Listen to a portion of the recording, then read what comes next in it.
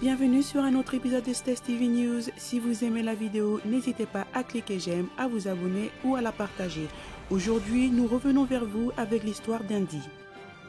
Faisons un récapitulatif. Indy Brigitte, âgée de 22 ans, a été poignardé vendredi dernier à Châtelet-Léal en raison d'une bousculade. Il a succombé à ses blessures vers 18h30. Peu de temps après, son agresseur, un homme âgé de 33 ans, a été interpellé durant sa fuite par 5 agents de sécurité de la RATP et il a ensuite été remis à la police du 1er arrondissement. Du fait de son état mental instable, il a été admis en psychiatrie.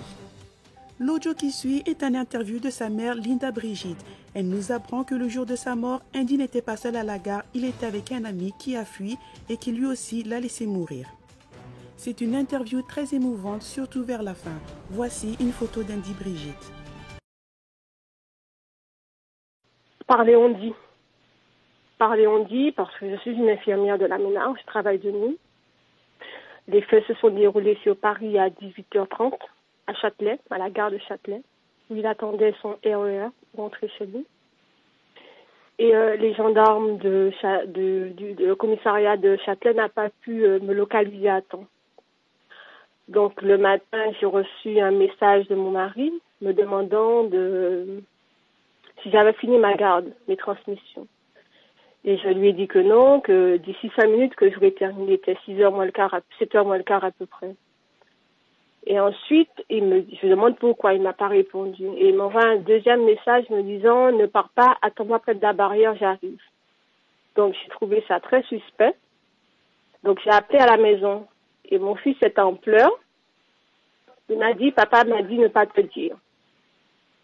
Donc, n'arrivant pas à me parler, j'ai rappelé mon mari, qui lui n'a pas répondu.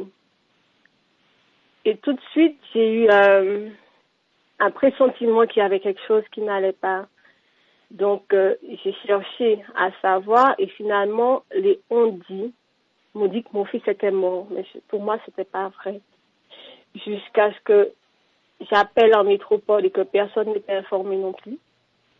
Et finalement, mon fils a un cousin super sympa, Yui, avec qui je suis rentrée en contact, qui m'a confirmé que malheureusement Andy était décédé et qui m'a donné les coordonnées du commissariat que j'ai pu rappeler tout de suite et qui se sont excusés premièrement de n'avoir pas pu me localiser.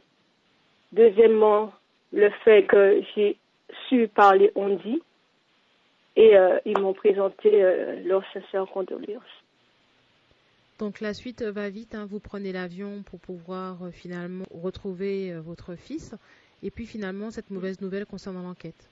Alors, à ce jour, j'ai eu Madame Serrano qui s'occupe de l'affaire ce week-end, qui m'a dit que l'autopsie a été réalisée, que le rapport a été envoyé au juge et qu'ils attendent son aval, soit pour que ça continue, que je récupère mon fils, soit qu'il demanderait une seconde expertise, mais que je suis en attente jusqu'à ce jour, je n'ai pas pu voir mon fils. Je ne sais même pas si c'est vraiment mon fils qui est décédé.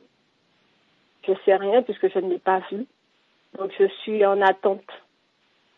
Je suis encore en attente.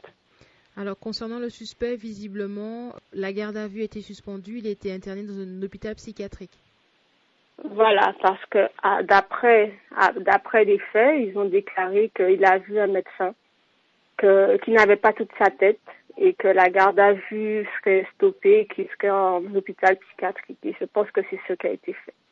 Et votre fils, il était là-bas pour faire des études ou il s'était installé Il travaillait, il s'était installé, il vivait chez ma sœur dans les Essonnes. Il était mécanicien à l'armée. Il venait juste, il y avait 2-3 mois, il travaillait, il avait un contrat d'intérim avec eux. D'accord. Il devait signer un contrat avec une agence pour un book.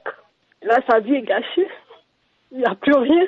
Vous avez un petit peu réagi par rapport aux différentes personnes qui ont malheureusement filmé la scène au lieu de lui porter secours?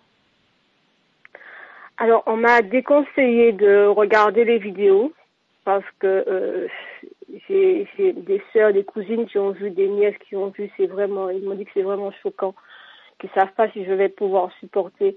Mais je trouve jusqu'à la journée d'aujourd'hui, les réseaux sociaux sont trop présents, qu'il y a un manque d'humanité parce que personne n'a osé secourir mon fils.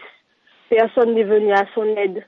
Bien au contraire, ils ont filmé, ils ont envoyé, partagé sur YouTube, partagé sur Snapchat, partagé sur Facebook, WhatsApp et autres, mais personne n'a levé le petit doigt.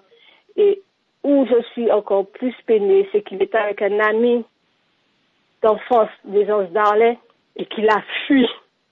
Je dirais pas son nom, mais il était là. Il a fui. Il a laissé tout seul. Et là, c'est une maman en pleurs. C'est une maman qui a de la peine qui le dit. Il a fui. Il n'a pas aidé. Il l'a laissé seul. Et ça, c'est dur. Parce que c'est un enfant que je connais. Merci d'avoir regardé une autre de nos vidéos. C'était Steph TV News.